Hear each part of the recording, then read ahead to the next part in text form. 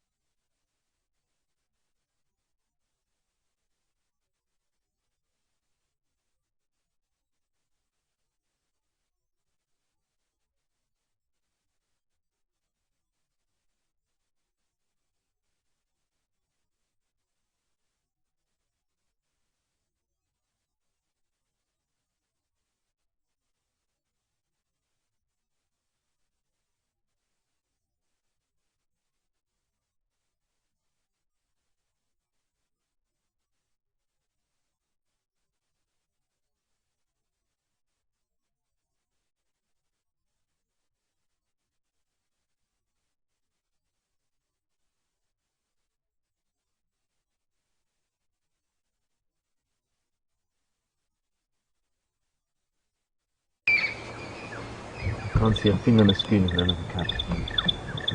That's fair.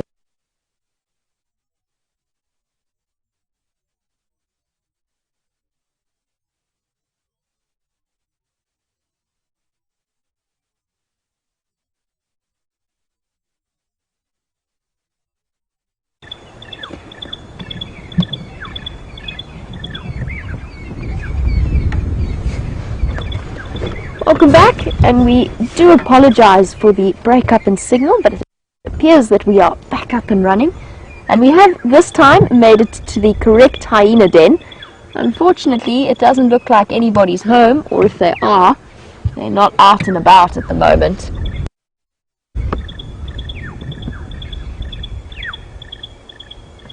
Sterling's wren warbler making that noise.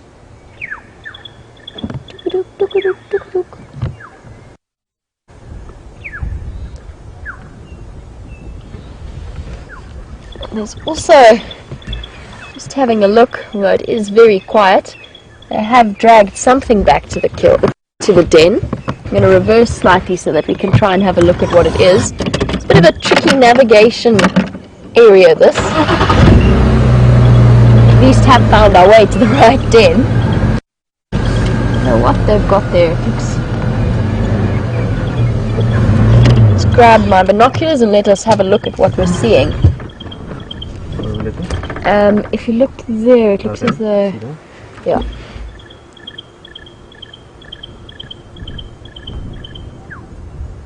It's fairly rotten. Looks like part of a leg or a bone.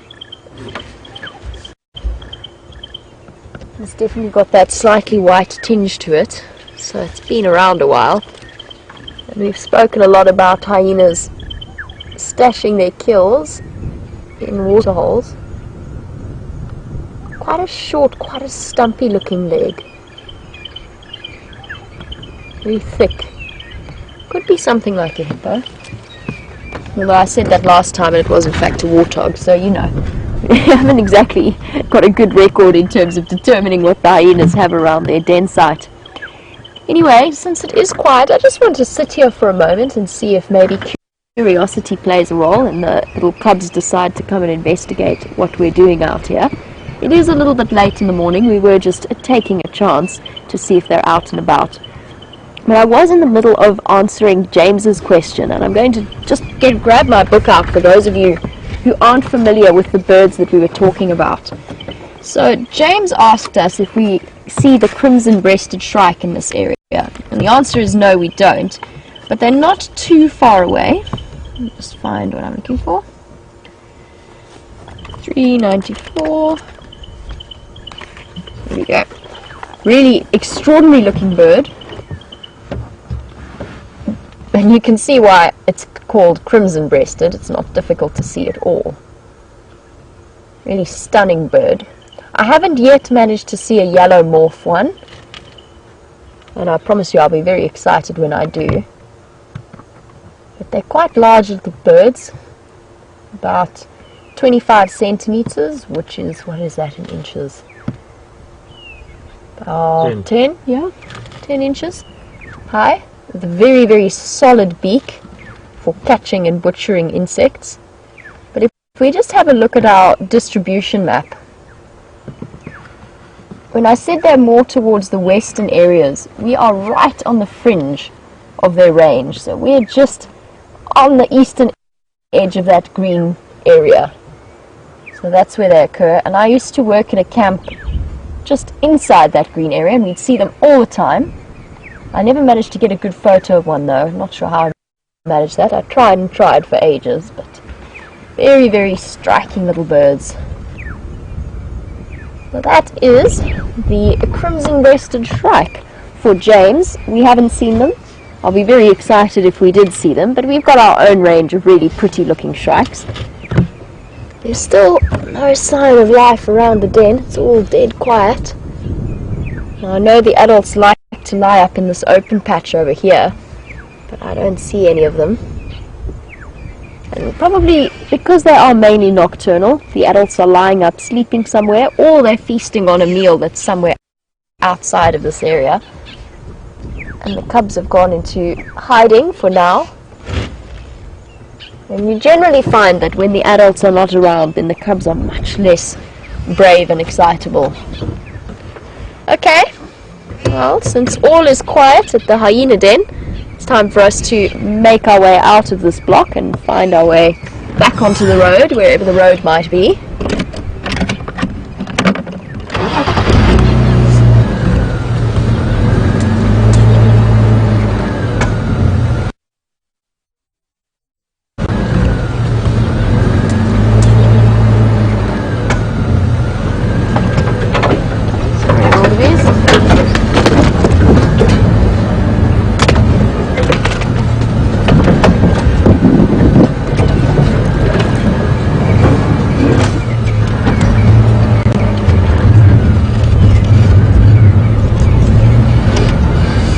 Long shot, but we did give it a go.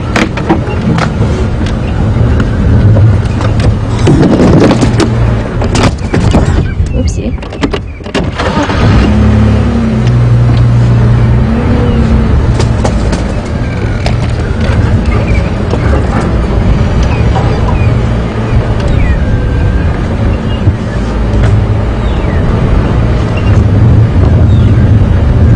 Funny feeling to the weather this morning. I have this horrible feeling we're getting another cold front. Just when it got warm enough to put shorts back on, seems as though the weather's closing in on us.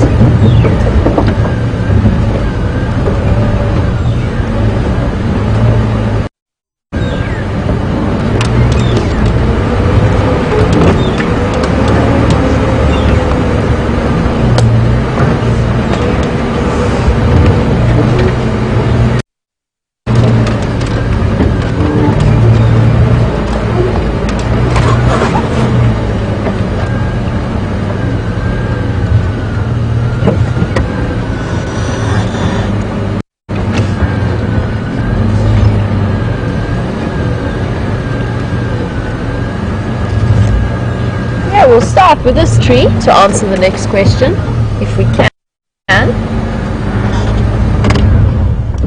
We've been driving through quite a thick block, and there's a lot of trees that are in the area. Now, Marilyn, you wanted to know what the trees are with the big thorns. There's quite a few of them. This is one such example. It's a bit tricky in silhouette, but if you see a tree with large white thorns, And I'm not going to go too much into the technical argument. It's what I've always known as an acacia tree. In this particular case, you can see that flaky bark all around the thorn.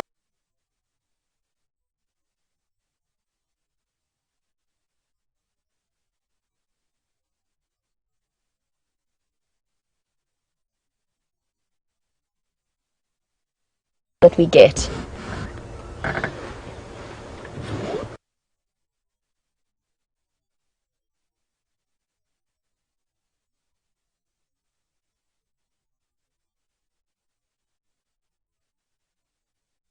Them, and absolutely they will. It's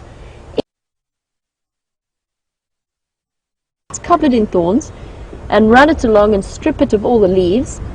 In the case of the elephants, they might even put the entire thing in their mouth and chomp it and eat it completely.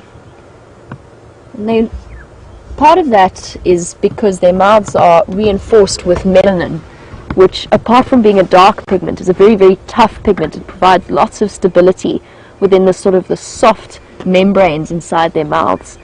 It's still mind-boggling to me every time I see it. And what I wanted to do was find you a sickle bush as well. There are a couple of them around. I'll keep my eyes out for you, and then you must look at some serious thorns. And those are the thorns. They're actually not thorns, they're modified branches to create spines. Those are some seriously tricky customers. And that's the kind of tree, a sickle bush is the kind of tree that you really, really don't want to drive over, because they don't bend like acacia thorns do. They're incredibly tough. Okay, I'm seeing a couple of small sickle bush, but I want to find a nice example. I also appear to have driven myself into a thicket. Let's not go this way. I swear this place wasn't as difficult to navigate the last time I was here. Oh well. Shall make our way out.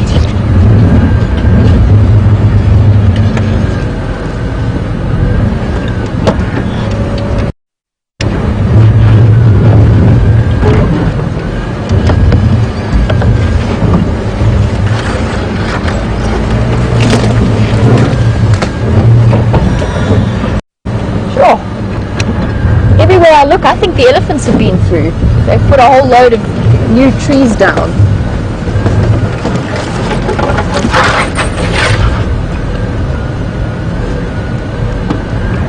Nope, we can't go this way.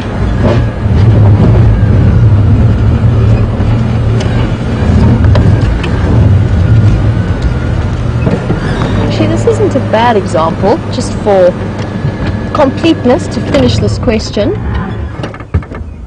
This particular sickle bush doesn't have quite the level of spines that I was talking about, but you can still see what I mean.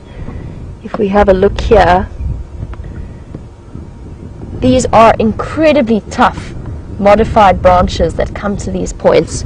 And I've seen elephants put branches, entire branches of this plant, into their mouths. It's incredible to watch. And those thorns are so sharp and so strong. And this is actually how we know that they are modified branches rather than modified leaves or modified leaf structures. Because if we have a look, we can actually, in places you can see where leaves are growing out of the spines themselves. And that's what those elephants are after. They're after those new shoots, like so. Really, really interesting tree to see. It is, however, part of the reason that my route out of here appears to be blocked. It's amazing. I swear there were not this many fallen trees last time I was here. But the road is just there.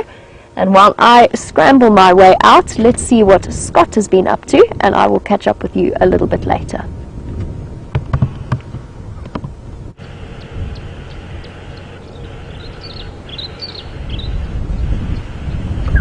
Welcome back, everyone. And I'm told Jamie is searching for a specific tree for you, and couldn't help but stop for this beautiful tree wisteria, one of the early bloomers, covered in bright purple flowers. It's really interesting how it's pushed out its flowers before its leaves, and the leaves will come later on in the summer. Very pretty tree. There are not too many of them in the Sabi Sands. And the last one I tried to show you, we didn't have the best view of it. It was in the Milwati riverbed. We couldn't get quite close enough to it as I would have liked, so there's a closer view of them. I'm just going to stop and listen. There's a very pretty bird that's calling, and its call matches its appearance. It's called a black-headed oriole. Listen carefully for a... There it goes.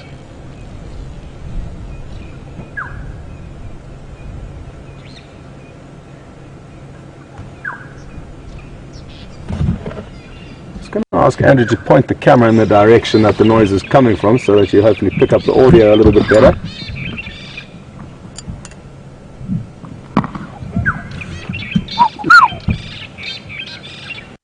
I'm not sure if you're hearing that.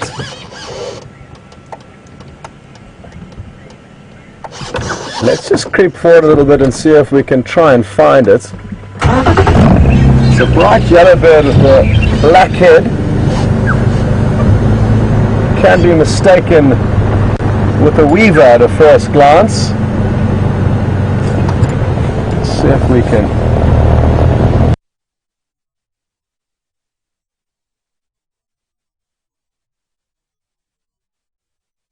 jiggle our way through here and get you a closer view. We are on Arathusa, making our way towards the reports of Shadow and Sidile, two birds on a duiker kill. The report was from last night. Here it is. Well done, Andrew, spotted it. I can't see it, so I'm glad he's here. Oh, well done, Andrew. Awesome. Well, we're just going to have to tweak some of the camera settings. The lighting's not easy, but you can see that bright yellow coloration and the dark black head. There we go, bright red beak. What a bonus.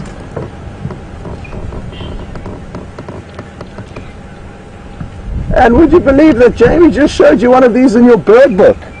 So the luck is on our side this morning.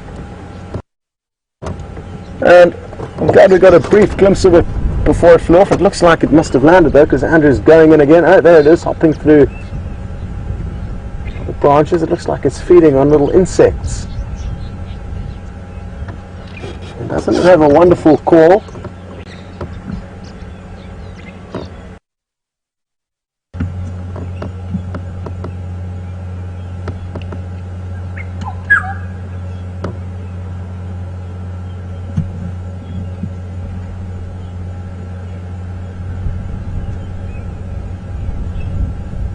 And it really is wonderful to notice how much vocal a lot of the birds become in the summer months. This bird was here throughout the winter, but we very seldom heard it or actually got to see it.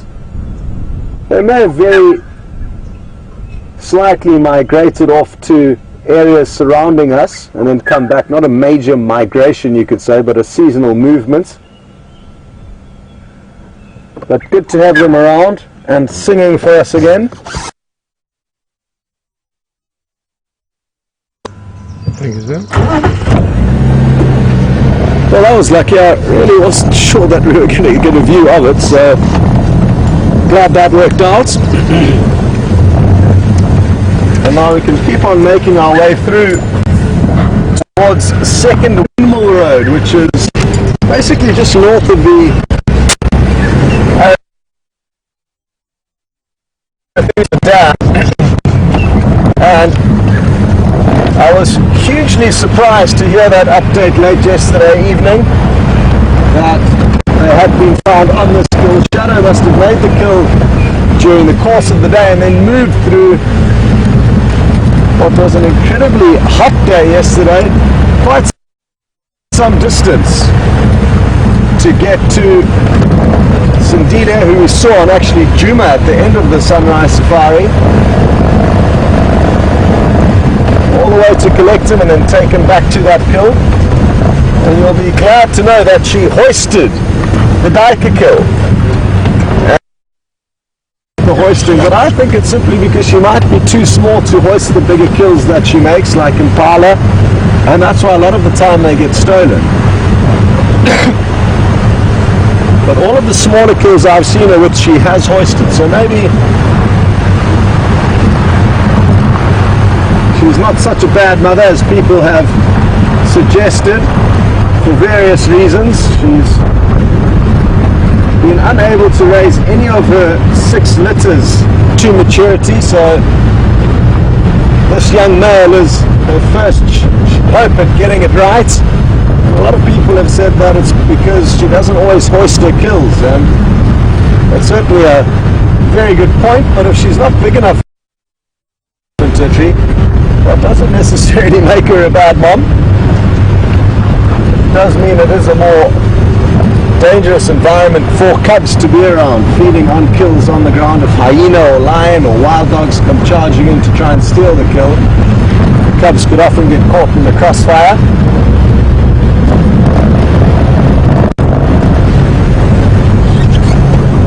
Just going to see if I'm close enough to any of the game drive vehicles to be in communications with them. We basically have to be a few hundred meters away to hear them, and there could well be a lot of people queuing up for this sighting, or possibly the sightings dissolved and they've already finished the Diker and moved off, but we've come here in search of an update on all of that. And any station help me with an update on Shadow, on Drive.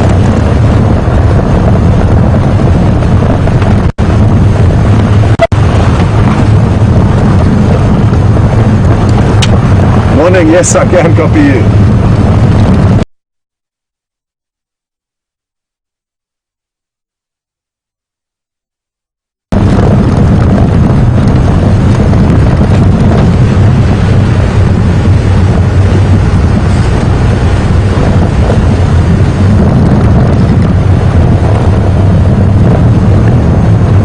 Okay, copy that. So I must then confirm I can make my way to join you.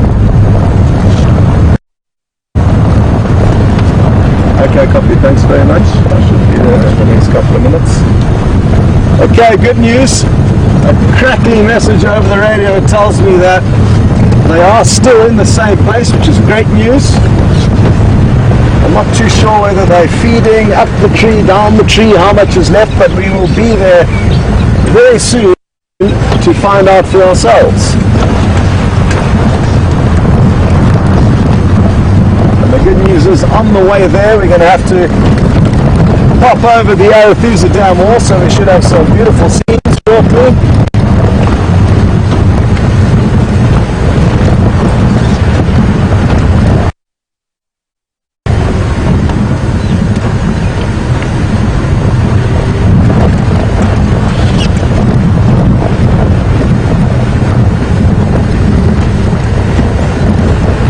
Okay, well, I think Jamie would like you guys to hop onto her vehicle. I'm not entirely sure, but there's a strong chance you are going to be sent across to Jamie while we make our way into the sighting. So, toodle-doo if you do go. If you are going to stay with us, well then, don't take heed of the last message. I'm just battling to copy Jess in the final control room.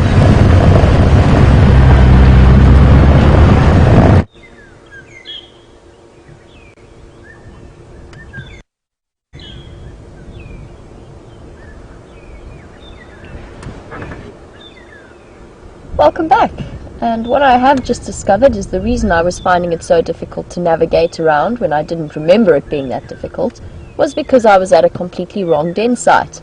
They obviously have 2 that they're utilizing in this area. Other den, or possible den. And we've arrived at the original hyena den that we found. We've only got this one adult here who's looking rather scruffy and a little bit dirty, like she's been eating all night. She's definitely got a very round belly, But here is the actual den site and the entrance to the, or one of the entrances to the den, which makes a lot more sense. I was very confused. I couldn't work out why nothing looked like it did before. But at least I have an answer. I was in not completely the wrong place. We were about 100 meters off from where we needed to be. It's actually surprisingly difficult to navigate through a block when it's cloudy like this.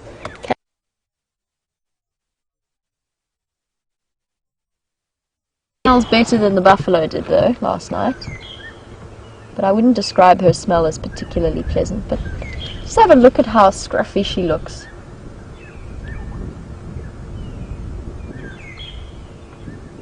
I'm sorry, girl. But you're definitely...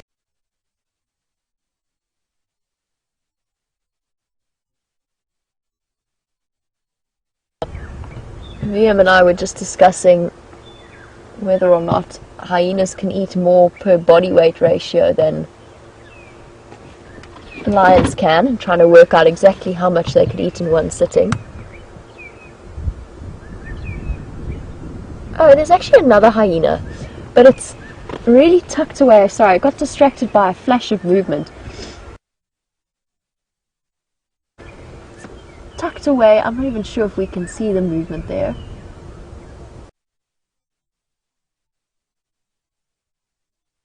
Ear twitches, and I wonder if that's not a cub behind there. Tucked away, I'm not even sure if we can see the movement there. But there is another hyena around. I think I can see. There's another little guy, but for now, because I can't reposition without going all the way around, let's stick with this lady. You can see all the edges of her ears where they've been chewed on and chewed raw. It could be probably from types of flies and other parasites that have exacerbated that, although I'm sure that having cubs chewing on your ears doesn't help. Generally that's from a special type of fly.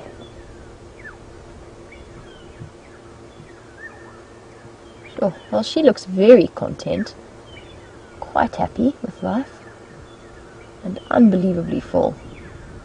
That belly is absolutely enormous. Trying to work it out. Maybe eat 15 kilograms of food, 20 kilograms of food in a sitting. And she probably doesn't weigh much more than 60 or 80 kilograms. Probably 80 kilograms at the moment with that belly.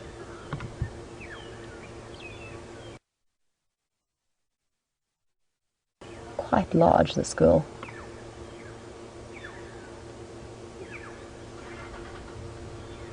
She definitely has a distinct odor. I can hear another vehicle approaching. I do just want to get onto the Game Drive channel and find out what's happening. A station on Aubrey's Road, come in.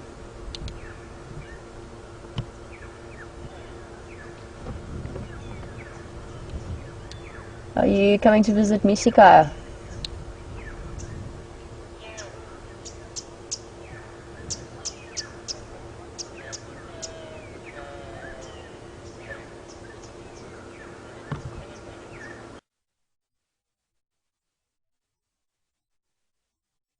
It looks like one adult and maybe one Mpimpan at the back, but not much activity. Just letting Andrew know. I could hear another vehicle coming.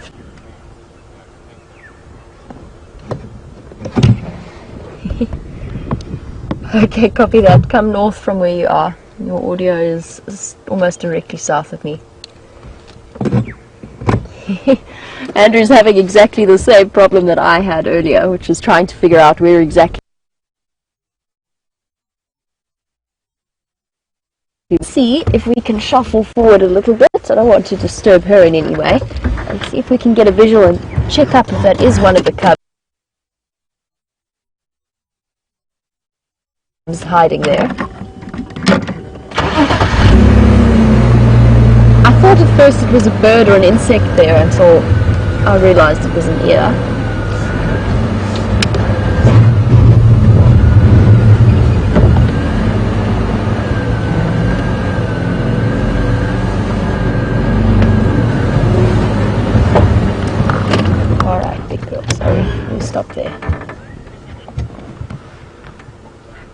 Good morning.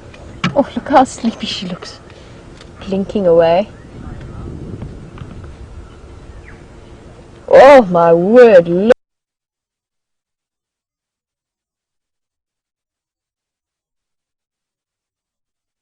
at that belly. It's not a cub, it's another adult, the back that she's going to go lie down near.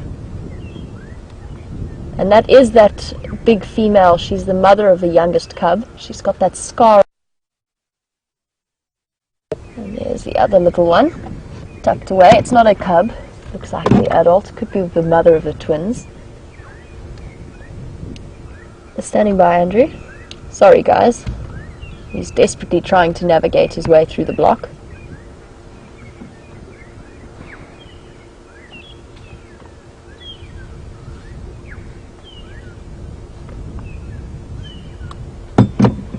And they've settled down exactly on the opposite side of that bush. So I think let us go all the way around and find a nice open spot somewhere at the back there that we can have a look at them from a nice comfortable distance. As for you, so from one spotted predator to another, let's go across and see what Scott has, and I'll catch up with you a little bit later.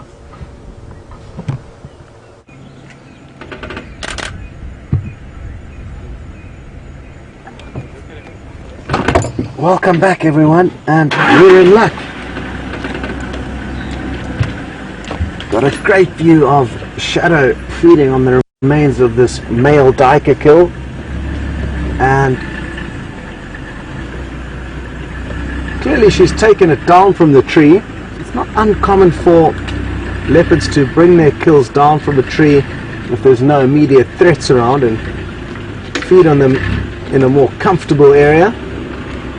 It can be quite awkward feeding up in a tree.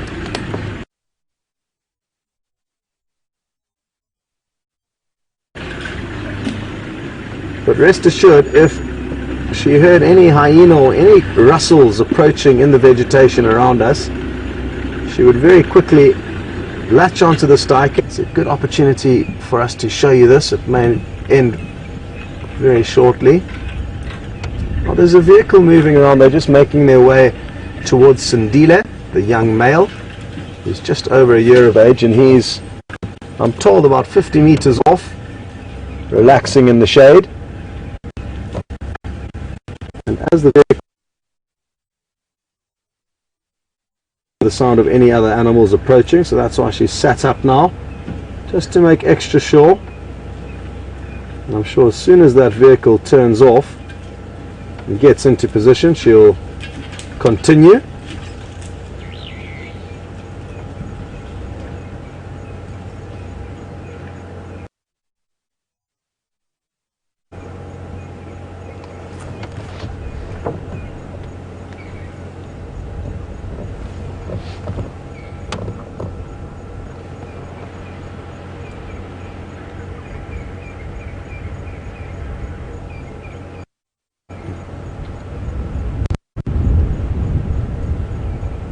Well, sadly I'm not going to be able to chat with you now because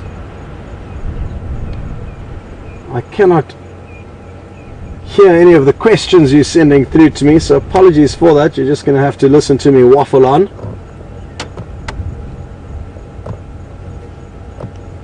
Oh, is she going to take it back up the tree? She may well. I think we're in luck. Everybody get ready to take some screenshots. Here she goes. Oh no. He's just hiding it under the bush. False alarm. This is also very typical behavior of leopards, to just stash their kills under bushes.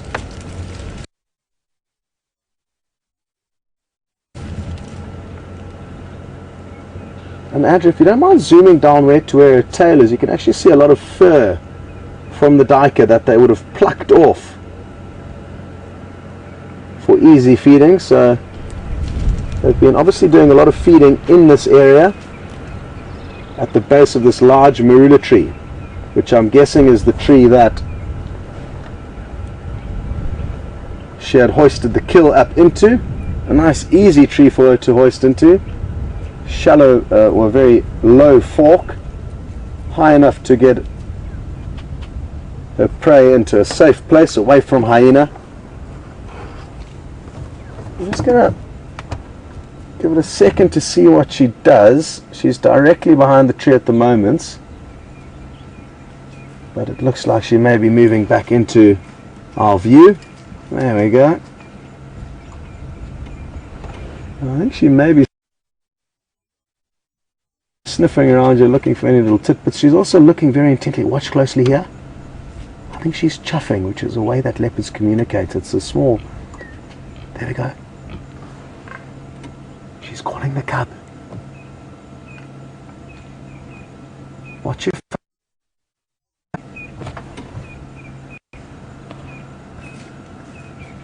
Which is basically going...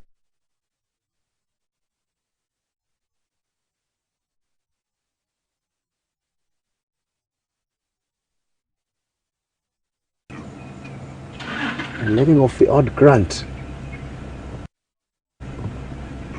to call Sidile. And won't it be wonderful?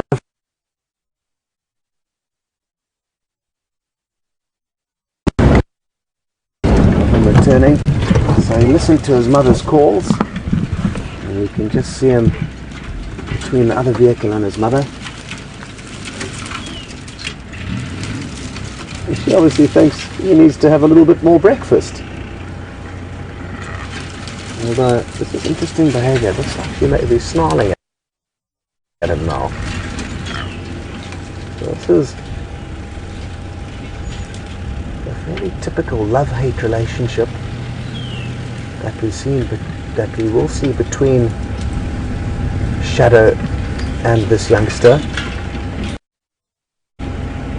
She could well be pregnant now and was mating about 3 weeks ago. And as she gets closer to giving birth, she's going to become a lot less tolerant of him. Now she's snarling at him. We can't really see from this angle, but watch her ears. So he's trying to...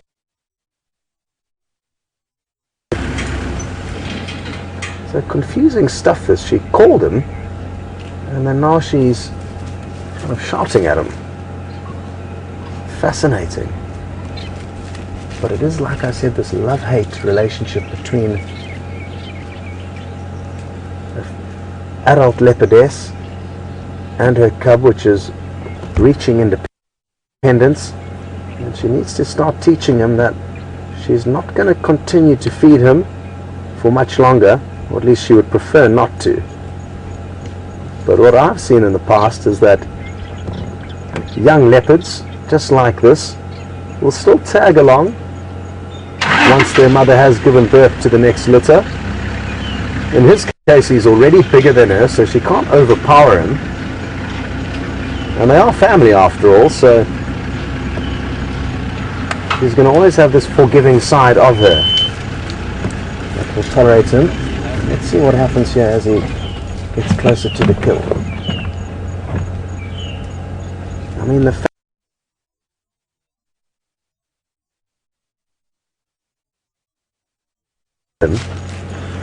from where he was, probably 2 miles away from here, after she had made the kill, is testament to the fact that she does still care for him. But that snarling earlier was very, very interesting.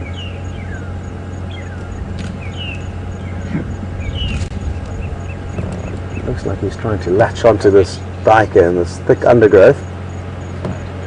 You may well feed on it in there or pull it out for us. That would be the best, I guess.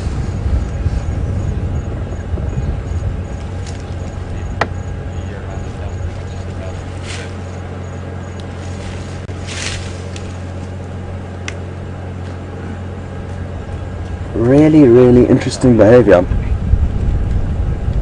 Anyway, as I was saying, it's not uncommon for young leopards who are technically supposed to be independent to tag along with their mother, and I hope this happens with Shadow and Sidile, because if she does give birth to the next litter, what could well happen, and what I have seen in the past, is that he will hang around with the new additions, the young cubs, almost acting like a babysitter through default. So while she goes off hunting, they aren't going to be left completely alone, and they are going to have some relatively experienced eyes and ears looking after them. And what that means is every time she returns to her cubs, meaning the new additions, to take them to their next meal, he's going to get to tag along and enjoy the freebie. And I've seen that happening with still. She tolerated him, and we actually had some sightings where we saw 5 leopards all together. The mother, the father, so in this case it would be Shadow and Tingana, the older brother, in this case Sidile, and the 2 new cubs. Hopefully 1 male, 1 female. Then we get the best of both worlds.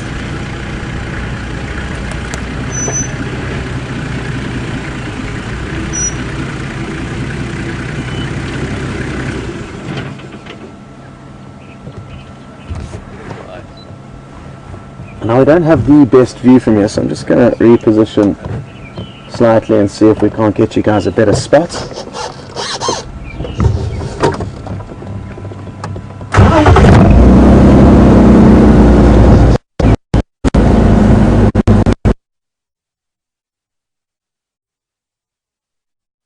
I don't think we're going to be able to see the youngster very well regardless of where we pass, but at least here we'll be able to have a better view of his mom.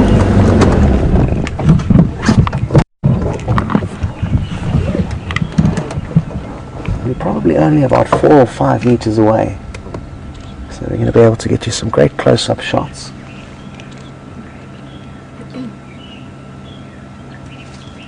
And a message for the newer viewers: we are incredibly fortunate to be able to be this close to leopard.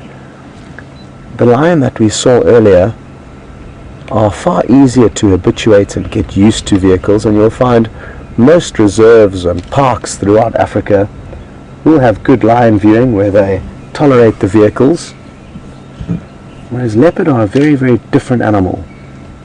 They've taken many, oh, the flies are giving her a hard time. Sorry, Shadow. Doesn't look like much fun. As I was saying, leopards are highly elusive animals, and it's taken many years of gentle coaxing from the guides in this area and allow us insight into their lives. And this is one of the best places in Africa to view leopard, and to be this close to one is an absolute privilege that we must all not forget about, even the older viewers. It's easy to become complacent and forget how lucky we are. But look at this. Oh, I think she almost got that one. It looked to me like she... I think she opened her mouth too quickly to seal the deal, but it almost looked like she got it in her mouth. It'll be interesting to see. Maybe we can play a little slow motion clip for you to see how close she is getting to that fly. Because I could almost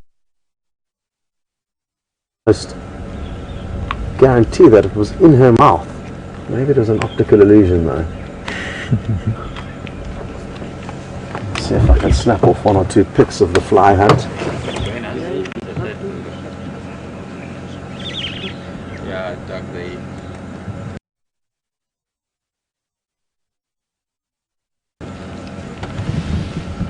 Oh, here she goes again.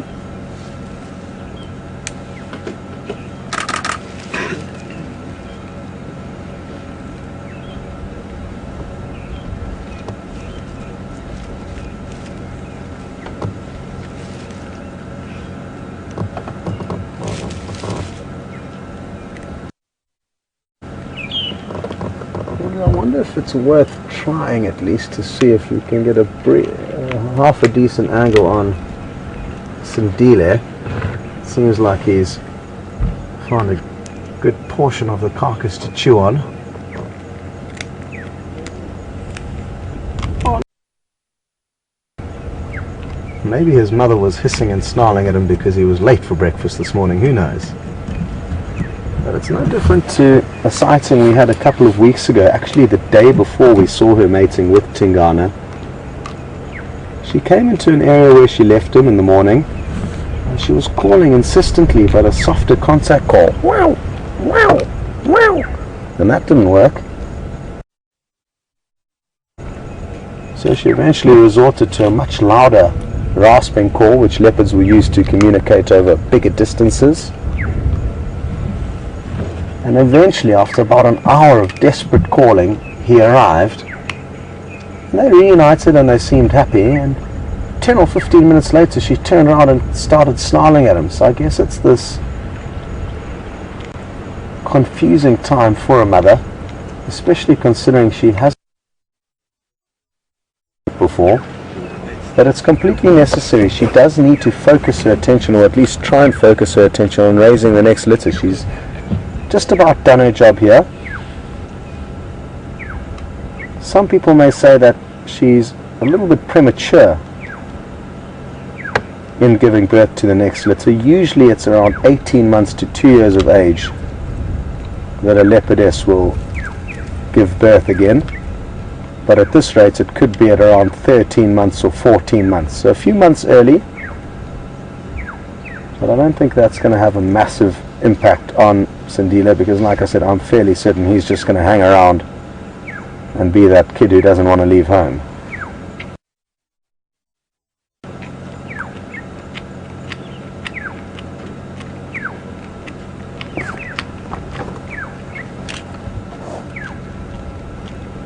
What I'm going to do is probably turn on my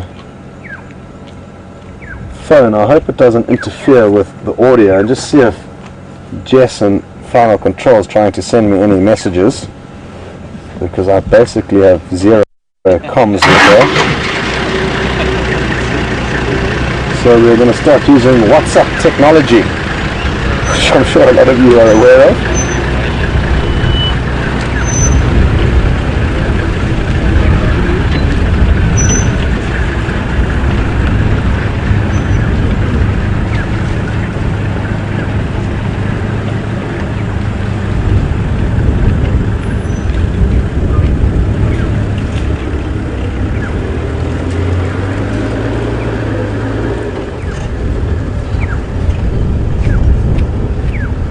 Okay, awesome. Well, WhatsApp technology has come to the rescue, and we are ready for a slow motion fly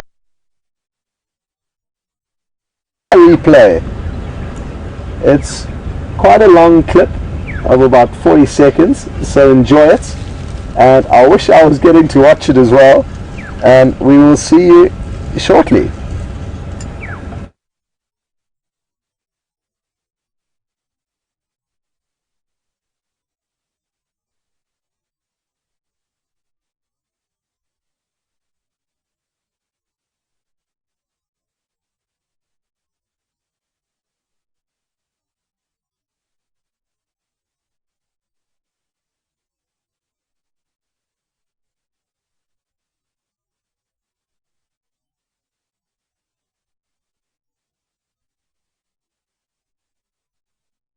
When do you think 40 seconds is up?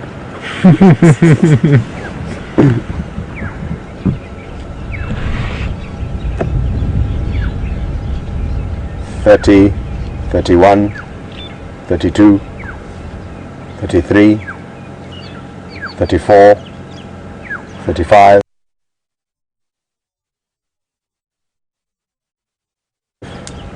36, 37, 38, 39, 40, we'll give 5 extra seconds in case 41, 42, 43, 44, 45. I'm guessing you guys are back. I hope you're back with us. And I fear that I've started speaking too early and the flight clip may still be playing. But Andrew and I are convinced that now the 40 seconds are up and you are back with us in real time, no more slow motion. I hope you enjoyed that clip. It must have looked awesome. Now, one thing that we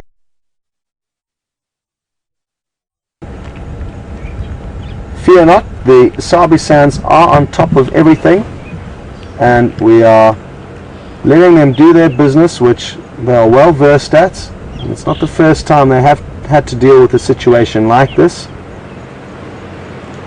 And as soon as they are ready to provide us with any more information,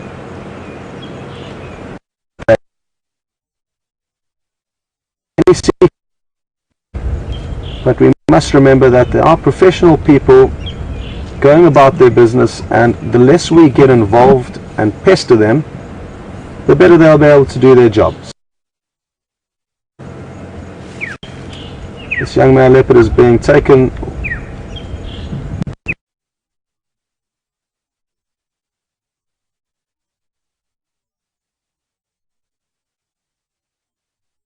Distended to the point that they managed to squash all of their other internal organs in there as well. It's unbelievable.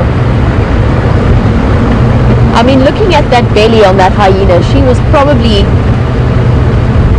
the most stuffed full of food animal I've ever seen. And I've seen some very big lions. But it's good to know they're being fed, or at least are feeding themselves.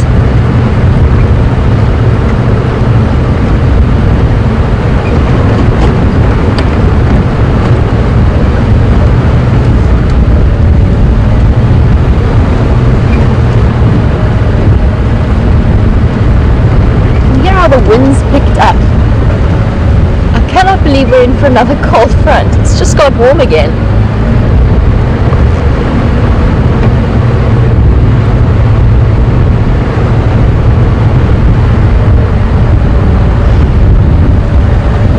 Okay, well, while I make my way back towards those lionesses, I think that Scott's signal is back up and running and he's got his picture back. So let's head across to him because he does have those wonderful leopards, and we will catch up with you a little bit later.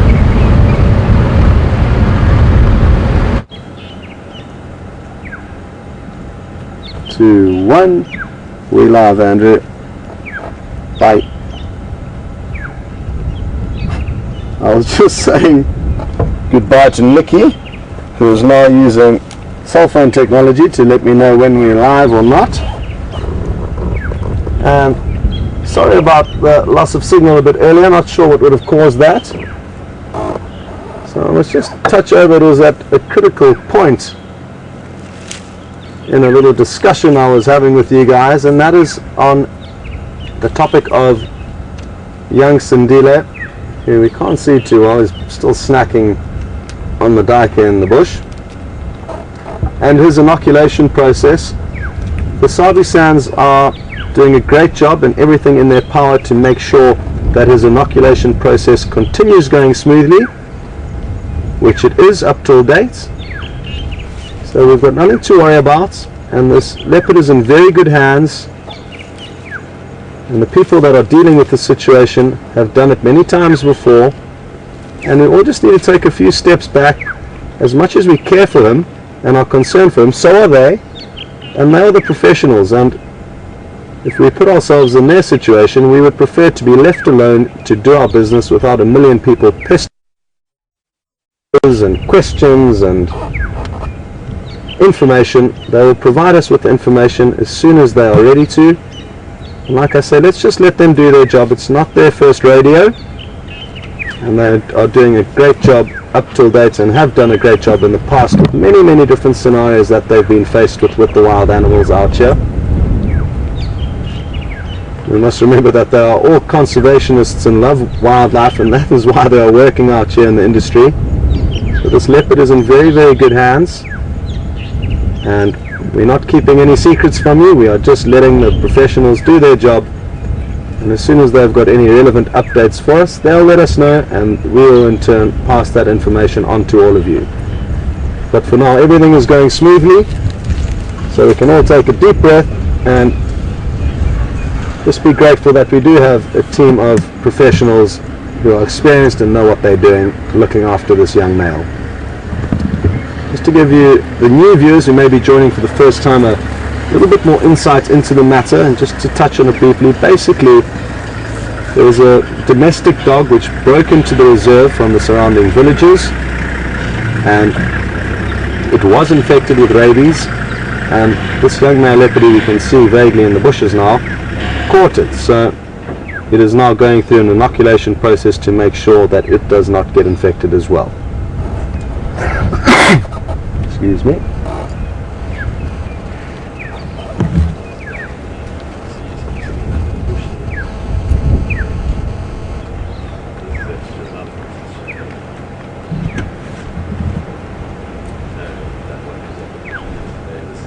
Looks like all the easy parts of the carcass have already been fed on, and now he's having to be a little bit more meticulous in his feeding in order to get the little bits of remaining meat. It looks like he's feeding on the rib cage now.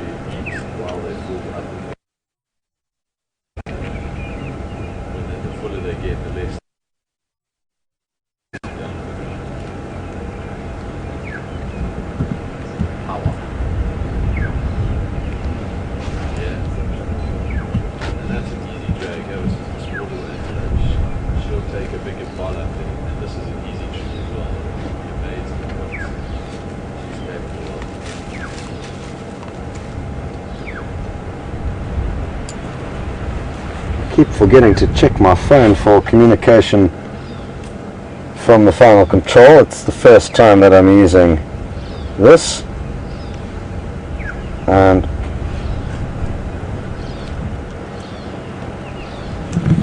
got some questions coming through. I'm just waiting for them to download. Thankfully we are in a good signal area here. A lot of the areas out here you have to climb trees in order to simply make a phone call. But now thankfully we are elevated. Oh, it looks like Sidile is thinking about moving. Possibly had enough to snack on for now. And he's moved ever so slightly into certainly a better spot for us to see him in.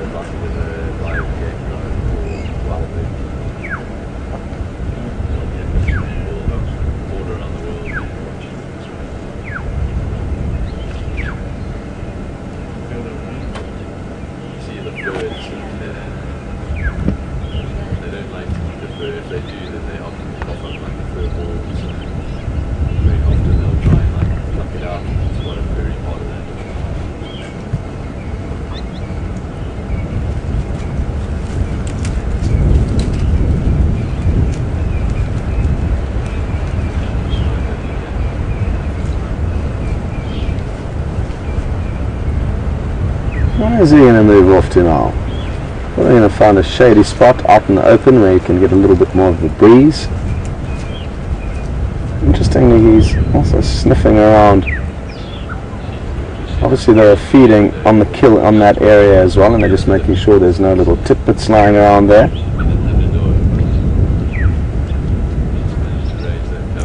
Now that the wind's picked up, the scent of this kill will be blowing far and wide, and we must all be ready for some action if a hyena comes onto the scene. That would be the most probable animal to respond to the scent of a kill. But if any lion were in the area, Tingana, the big male leopard who's dominant in this area, and also the father of this cub, could also appear. Sadly, there have been no wild dogs in the immediate area. They're also a likely candidate, but there's none close by.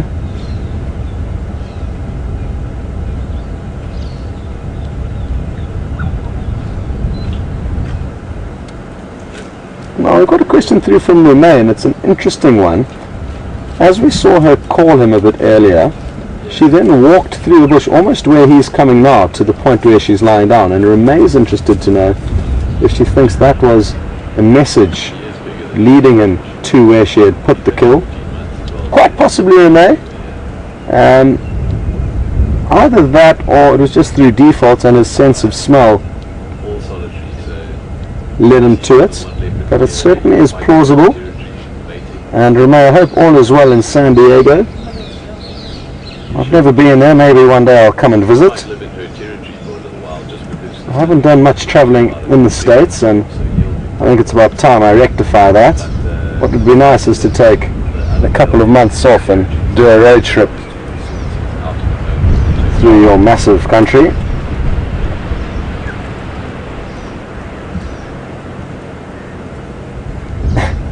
Alright.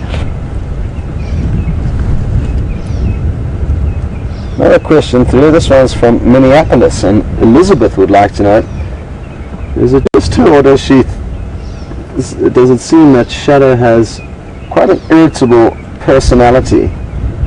And Elizabeth, I think, depending on which shows you've watched, it may just have been unfortunate that you have only seen her snarling and acting a bit grumpy. But I personally don't think she's irritable at all. She's very accommodating of us, not at all nervous of the vehicles. She has not ever snarled once at us. But like I say, over the last few weeks, she has been displaying a little bit of aggression towards Sidile, but it's necessary to start kind of easing him into the fact that soon he is going to be alone and she is going to be a lot less tolerant of him. Rather that than all of a sudden, just one day, out of the blue, she turns on him without any warning. I think she's kind of slowly teaching him that even though she is his mother, there is going to come a point in time where he's going to have to man up and start looking after himself. So I think her behavior so far has been fairly normal, but I certainly do see where you're coming from, Elizabeth. She does appear to contradict herself somewhat.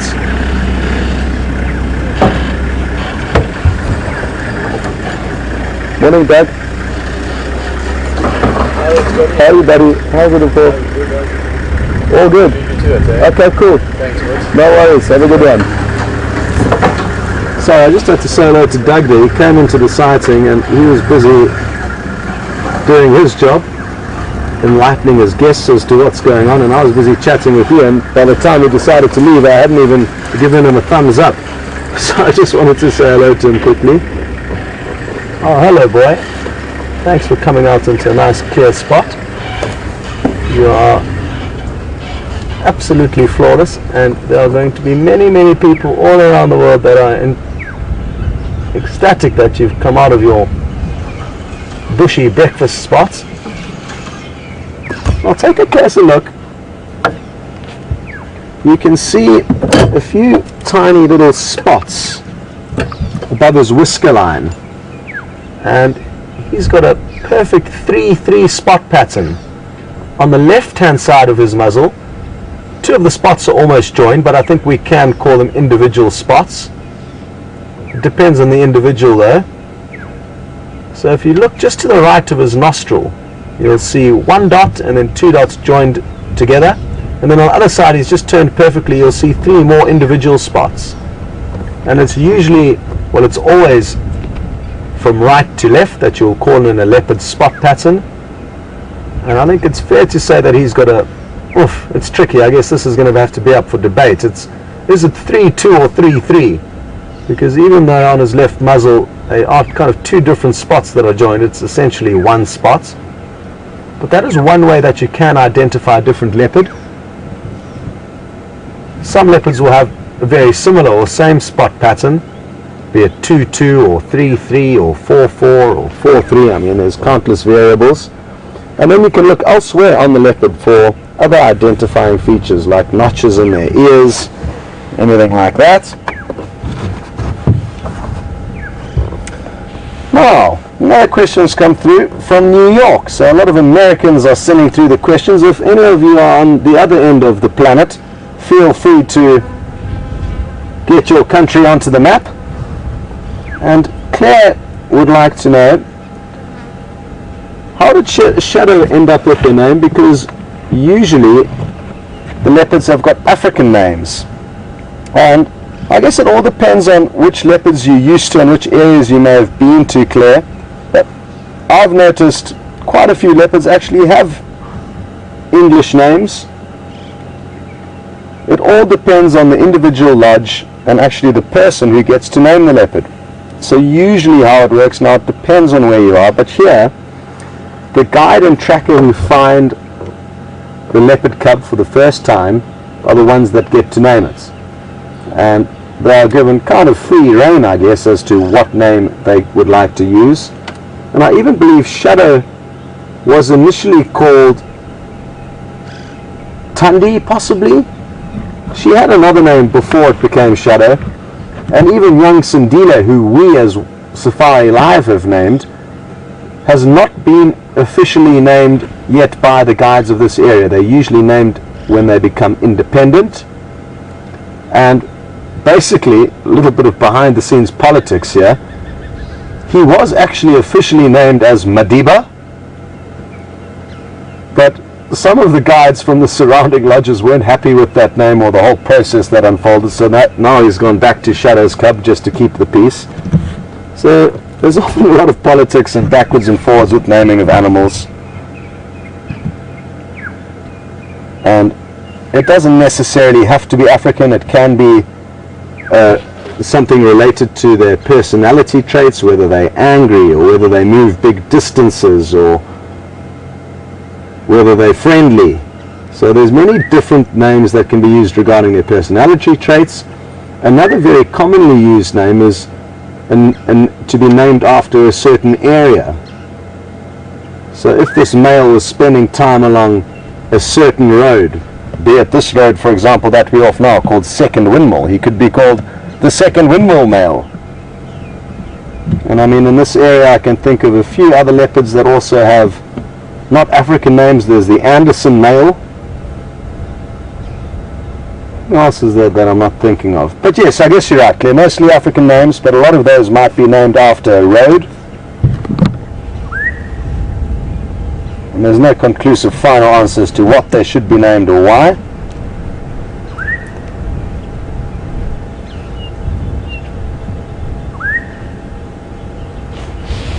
Another interesting question, and it's a good question that's come through from Tamara in Nebraska.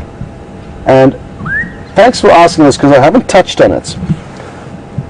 Do young male leopards form coalitions with other young male leopards when they head out of their territory on their own, similar to cheetahs and lions? And no, Tamara, cheetahs are quite unique in that they do form coalitions, as they are also technically solitary animals. The females are always solitary.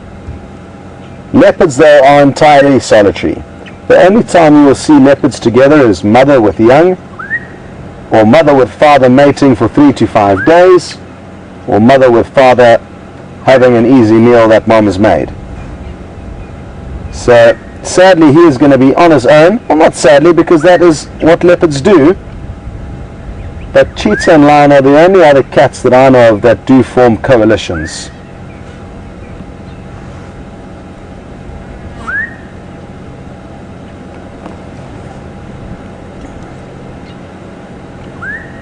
Now earlier I was talking about how lucky we are to be so close to these animals. And Monique in London, so thanks for putting the UK on the map in this sighting with questions.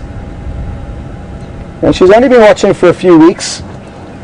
And she would like to know, do you have a minimum distance that you must maintain from the animals so as to not to disturb them? Is there any sort of law or regulation on that? And good points. In the Sabi Sands, it's up to the guide's discretion with how close you get to the animals. And I think that's the way it should be kept. There are so many variables within sightings and within individual animals that may allow you or disallow you to get close, or have to remain far away, to leave a sighting when it's kind of getting dark, or whether you think it's okay to use a spotlight on a slightly young animal. And good points. In the Sabi Sands, it's up to the guide's discretion with how close you get to the animals. And I think that's the way it should be kept. There are so many variables within sightings and within individual animals that may allow you or disallow you to get close, or have to remain far away, to leave a sighting when it's kind of getting dark, or whether you think it's okay to use a spotlight on a slightly young animal. I think the best thing is to use discretion, because there's so many variables. The wind in itself is a massive variable. If the wind was howling now and it was darkness, I would not be anywhere as close as I am to these leopards, because of the risk of a hyena approaching and stealing their kill. Now the reason why the wind is important and darkness is important is that it's obviously not as easy to see after dark, even though they have nocturnal vision. but also in a very, very strong wind when there'd be a lot of ambient noise. That would mean the hyena's footsteps would be muffled as it approached. So I would try and position myself further enough away so that we weren't blocking the incoming hyena's view of the leopard, and vice versa. Whereas if it was a dead still evening, I'd be perfectly happy to sit here because there'd be very little chance of anything creeping up to them. So that in itself is a good example of how the guide's discretion can be very valuable depending on the variables in the sighting. Also, obviously, you've got to take the specific animals into account. They've got no concern. As we drove up and reversed closer to shadow,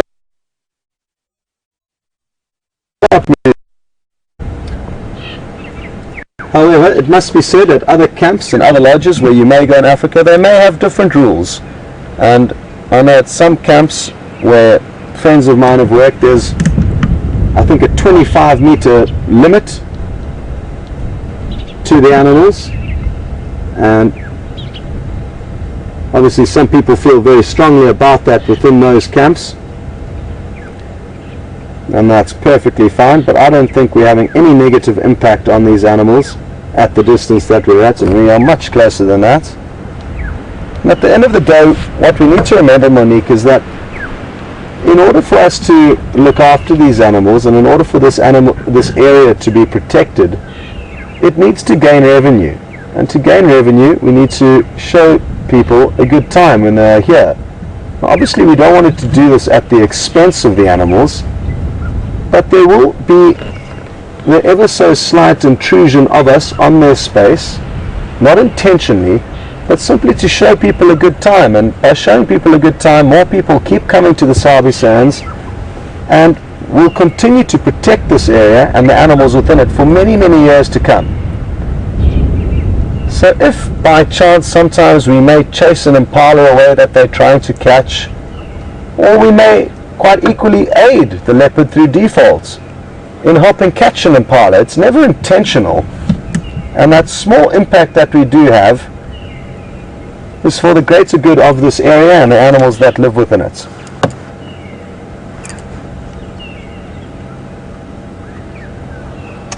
Well, thank you very much for this update, Georgianne in Illinois, as well as Vancy in California. Shadow was originally named Tingana, which is her now boyfriend's name, and Tundi, another leopard which we don't get to see, which was Shadow's sister, I believe, was called Saseka. So the names change, and there's a bit of politics between the different guides and camps, and that's why these names do change. Also, even if it's not politics, sometimes I know with prides of lion, the Matimba male lions are called the Clarendon male lions on a certain property, and I personally think it would make more sense if everyone just agreed on any name. And for me personally, I don't think it makes a huge difference. I mean, obviously we wouldn't want to call this leopard Krusty the Clown, but I mean, any general name to differentiate one leopard from another is enough for me. And that way we can keep track of these individuals, and the people that get to view them can also know that this is their name and everyone would use it, but that would be in a perfect world. Well, I think Monique in London has got the UK audience more involved with the questions now, because we've got another one from Diana in Lancashire. Do leopards and other animals suffer from morning sickness if they are pregnant? Not that I've ever seen. So I'm certainly not aware of that, and I've only ever noticed all of the animals that are pregnant, both carnivore and herbivore, to carry on with business as normal. But a lot does go on out here without us seeing them, and I haven't spent huge amounts of times with pregnant animals, so maybe we've missed some signs of the morning sickness. And if any of you know of any interesting stories of wild animals showing morning sickness, please feel free to send us through those examples.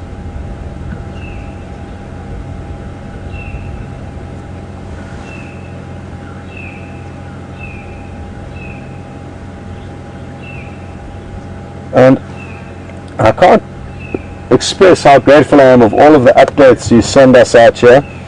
We've got another one from Elizabeth in Minneapolis, and she says Shadow and Tundi the two sisters, one of which is right here, were in fact the first litter of Karula. I think there was a predict text typing error, and it's come through that they were Maryland's first litter, but I'm pretty sure it was Karula's first litter.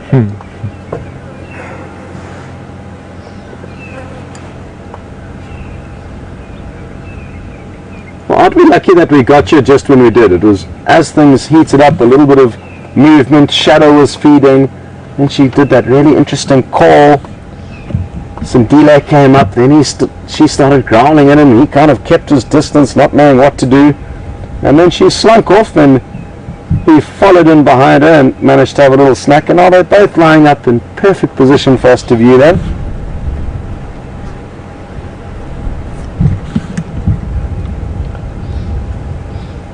And the questions are now spreading further west across the globe, from America to the UK and now to Amsterdam. And Petra would like to say, are there any updates on Djuma? And she's one of our longer term viewers. Petra's been following the show basically since it started up again in November last year. So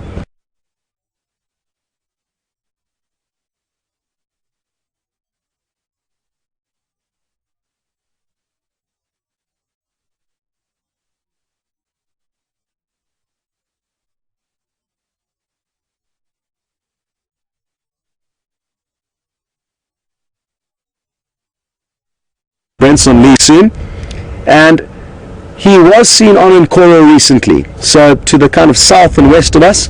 He may well have slunk back onto Djuma without us seeing him, but sadly there's a lot, like we've said, that goes on that we don't know about, and I'm sure it won't be long before we bump into him again. But if you would like to follow his progress, Petra, I would suggest either checking his Facebook page from time to time or the Nkoro Rangers, because they appear to be seeing quite a lot of him. Now we're going to send you back to Jamie, who has got another apex predator waiting for you, and we'll be waiting here for you when you get back.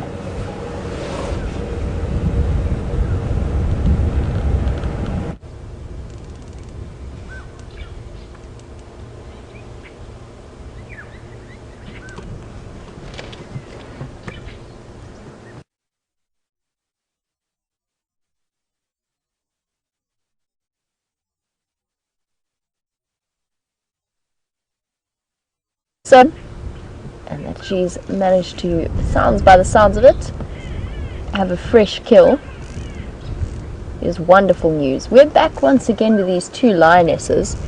We've spent a lot of time with them. It's really interesting the way that they've moved.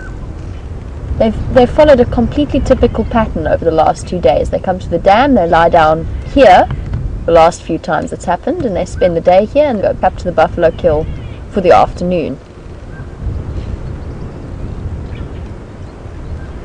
Interesting. I'm wondering if I really thought that by yesterday they would be done with that kill and they'd be moving on, but obviously they've decided that it's too good a feeding opportunity to pass up.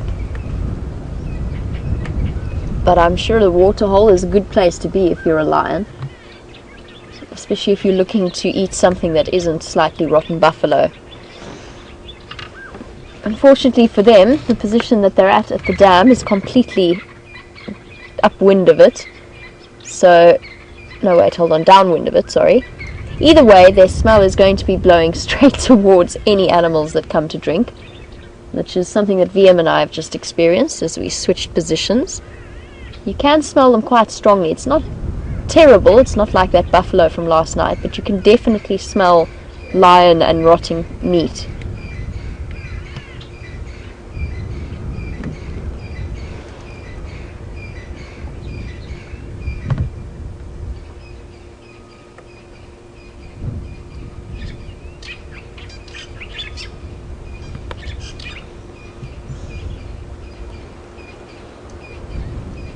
As you can imagine, for the lions, it must be very nice to... Oh, big yawn. Oh, exhausted. It must be very nice to move to and from the dam because they'll have access to really nice, fresh, clean water. Now, Gary, you were wondering how it is that lions can get by with so little water, and they definitely can. And although if they will drink every day if they have the opportunity to, they're perfectly adapted for going a couple of days without water. And you see them in these desert areas around Botswana, and their distribution, there might be slightly less of them around those areas. They survive perfectly happily.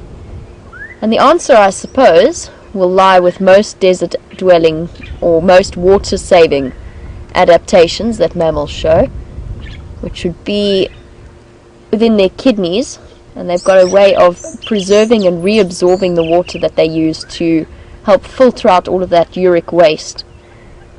So essentially, if we want to get really technical about it, they probably have an extra long loop of Henle in their kidneys, which allows, it's basically just a tubule within the kidney that allows them to both filter out all of the urea that they need to get rid of, but also to spend a lot of time reabsorbing that water, so they don't waste as much water as we do during their metabolic processes, and they manage to keep most of it in their bodies. And then of course with cooling down, they don't sweat like we do, although they do pant, so that can help cool them down. But they are just differently adapted to the way that we work. Now I know that certain desert animals where it gets really, really hot, and I'm thinking in particular of the desert oryx, has a way of tricking the brain by sort of a countercurrent mechanism, so passing cooler blood that's been exposed to air around the hypothalamus in the brain that determines the temperature and the thermoregulation of the animal. And they use that as a way of tricking the brain into thinking the animal's body temperature is cooler than it actually is, so that they don't waste water trying to cool themselves down even more. Really very interesting. They're incredible animals.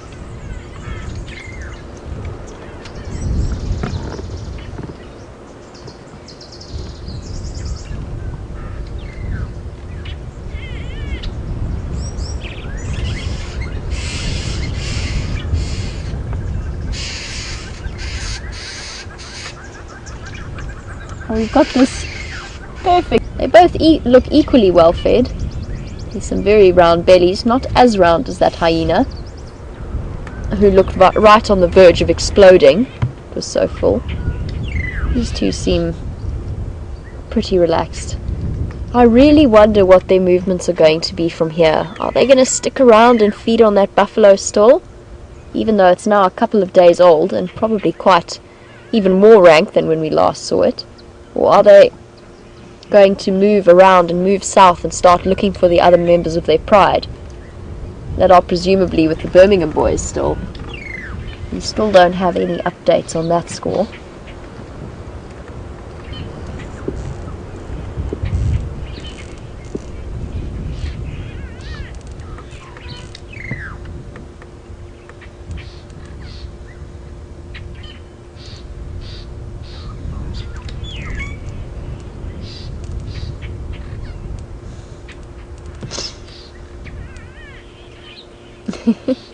Now, the wind just blew a little gust of the scent towards us, and I was thrown right back to our experiences of last night, sitting next to the buffalo kill. And Sharon, who's all the way from Pittsburgh, good morning to you as well, and welcome to the Sunrise Safari. In terms of how I tolerate it without feeling nauseous, I have to confess, and I'm usually very good with smells and dead animals. I've seen a lot of them. A couple of times. Last night was particularly extraordinary, and I definitely felt a little bit of nausea, I suppose. In fact, it wasn't even really that I was nauseous. It was honestly more like I just couldn't focus on anything else but the smell. And of course, every time I opened my mouth to breathe, to talk to you guys and to answer your questions, I got another sort of extra layer of it. And I think that carrying Vicks VapoRub, as you suggested, is probably a very good idea. Pop some up my nose and see if that helps at all. Andrew was tucked with his buff up above his nose, breathing through there, and he said even then he was still feeling the effects slightly. We were both a little bit green towards the end, and at that point when I said we were going to go and look at the other lioness who was lying down, it was honestly because I couldn't sit with them anymore. I just couldn't sit with that buffalo. I don't know what it was. I'm usually very good. I've seen lots of carcasses. I've dissected old carcasses before. There's something about that buffalo that was a special new level of stinky.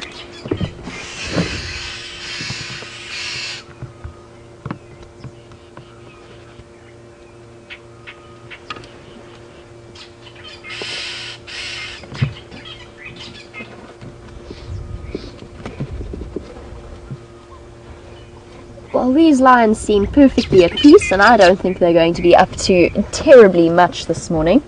I think we'll find them once again at the start of the sunset safari, somewhere in this drainage line probably, if they're not still here. The sun does tend to move, and then their shade disappears here, and they duck down. If they follow the same pattern, they duck down into this drainage line. It has been a morning filled with rather full bellies, or looked like rather full bellies, to the point of exploding. And I apologize for our late start and delay, but we will be back up and running on the sunset safari this afternoon.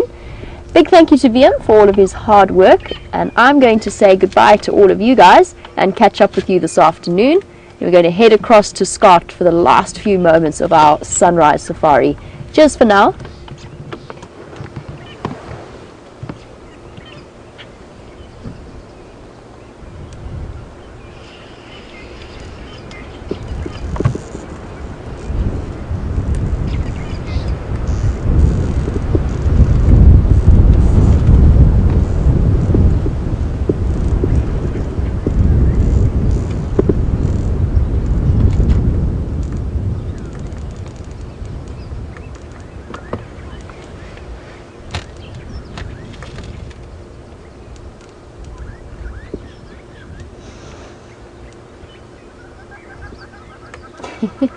Well, I said I was going to say goodbye for now, but we are still here. It seems as though Scott's signal issues have been following him all morning. Poor guy. So we're going to finish up our last few moments, possibly with me, possibly we might have a last glimpse of Shadow and Sidile. Oh, there we go. He is right back up, so let's end the show with those. Never mind, it's back down again. Nope, okay. Sorry everybody, unfortunately we won't have the last view of Shadow and young Sidile at their kill. And in that case, I'm going to say a big goodbye and a big thank you on behalf of Scott and Andrew, who are on Wendy, off in Arethusa and struggling with their signal issues. So goodbye from all of us at Wild Earth, and a big thank you to all of you as well as the FC team and Eugene, and we will catch up with you for the Sunset Safari. And this time I'm actually going to say goodbye, and it will actually be the end of the show. Goodbye everybody.